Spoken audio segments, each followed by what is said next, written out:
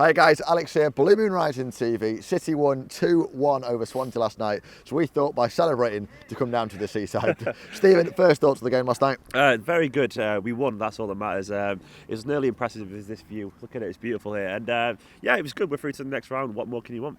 Exactly. There's a few talking points. The first one that everyone's talking about tonight is Vincent Kompany. Now, the club, at the time of speaking, haven't confirmed whether Vinny's injured or not. But are you concerned? Yeah, he's Vincent Kompany. He's our leader and so on. But there's been a little bit of mixed messages. Gael Clichy said he was fine. It was just a little bit of tiredness. But then Guardiola's come out and said that they don't know the seriousness of the injury. They have to assess it. So there is implications that there could actually be a knock. And well, yeah, that'd be a massive blow given how much work he's done to get back and given what he means to this team. Exactly. It was such an emotional connection to it, and it is concerning. If this is an injury, and maybe it is another month or 2 months out on the sidelines for Vinny, possibly, is this the end of Vincent Kompany at Manchester City? See, I know you probably don't agree with this, but I think it could be, I think it's difficult. I don't want it to be, I'll put that out there, I don't want it to be the end of Vincent Kompany because I love the man dearly because he is a big part of what makes this club what it is and he is our leader. Put it simple, I think one day he could even be a manager of Manchester City Football Club. Yeah. But I do see the argument saying that sometimes maybe you just have to move on and let go. And Guardiola is ruthless. If this is a serious injury, I genuinely fear for him because Stones is on fire, Otamendi's there, Kolarov is turned into a centre-back. And then look at the likes of Tosin Adebayo and his general progression.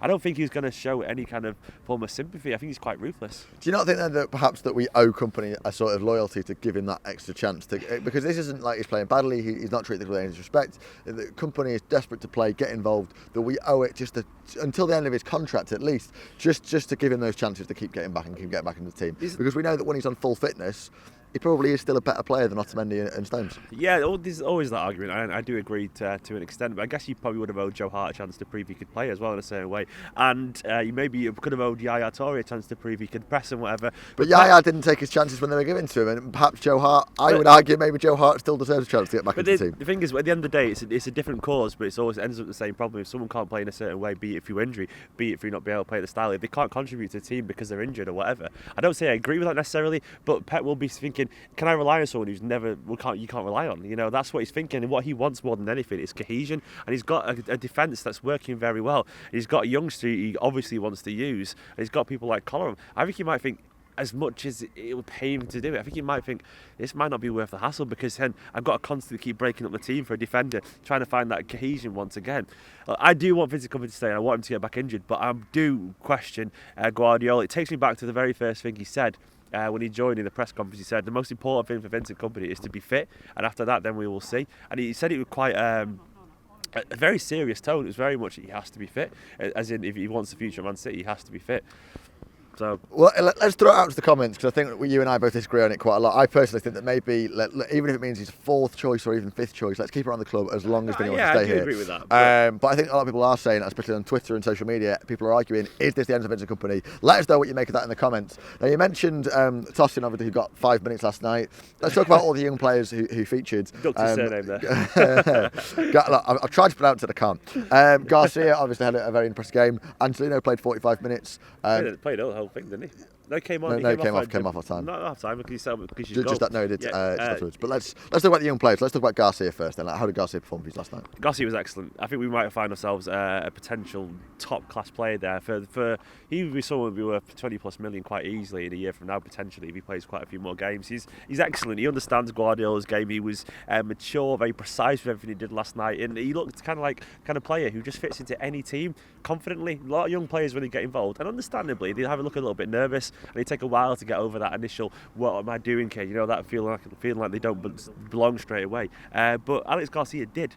He did belong there. He was excellent. He finished his goal excellently, and he's give and take with the keeper. He understands the style of play. And I was saying generally before the season, I think he's got a big future under Guardiola because he's very much a Guardiola kind of player. And it's nice to see him make a stake. And I think he'll be playing a lot this season. Do you think he's now part of the first team squad in terms of, and it's not like a novelty now that he gets a game, that it is? Yeah, he's part of that first team squad. Yeah, 100%, and I think he deserves it as well. I think we saw little rumours that Maffeo, Angelino, Adebayo, Gunn and Alex Garcia were regular members of the squad. Now we saw that little hint, and it seems to be the case. Obviously, the likes of Brahim and maybe one of the other two will occasionally join that group as well. But those five, in my opinion, are fully fledged members of the squad. And Alex Garcia and possibly maybe Adebayo are even further ahead of the others. Garcia definitely, because I think he now, after Gundogan and Fernandinho, I think he's ahead of Delph and Yaya, and that is such a monumental leap for a player that not many people have heard of. Understandably, he's very, very raw. That was his second ever full start, for City, and he was excellent. He looked like he belonged. It's exciting though seeing a team play so well, especially that second half. All right, it was a bit here and there first half, but second half and play with so much maturity, in the young lads. And Garcia, maybe Angelino had a couple of wobbles, but Garcia especially looked so assured of himself and didn't look necessarily like it was only his second start. Yeah, well, that's the big part of his game. It is about the composure, and he's got a very, very level-headed. Angelino, he looked a little bit nervous, but then again, understandable playing out of position. Yeah, as well. He played almost attacking midfielder when he's a left back, and it's only his first ever pro start for Manchester City. So he's only very young still, but obviously you can see that at half time when Guardiola had a word with him, his movement was a lot better, his passing was a lot better. That'll come. It takes a while for every player to kind of find their own kind of role in the team, find their own confidence in professional football, and that'll happen for him too. And let's talk about the next rounds. So we've drawn Manchester United, the talk of the round now. Surely, are you excited for that? Surely, it's a pretty big game, that, isn't it? Yeah, it's pretty big. Yeah, but I kind of don't want that. If I'm being honest, I feel it's a bit of a sideshow for.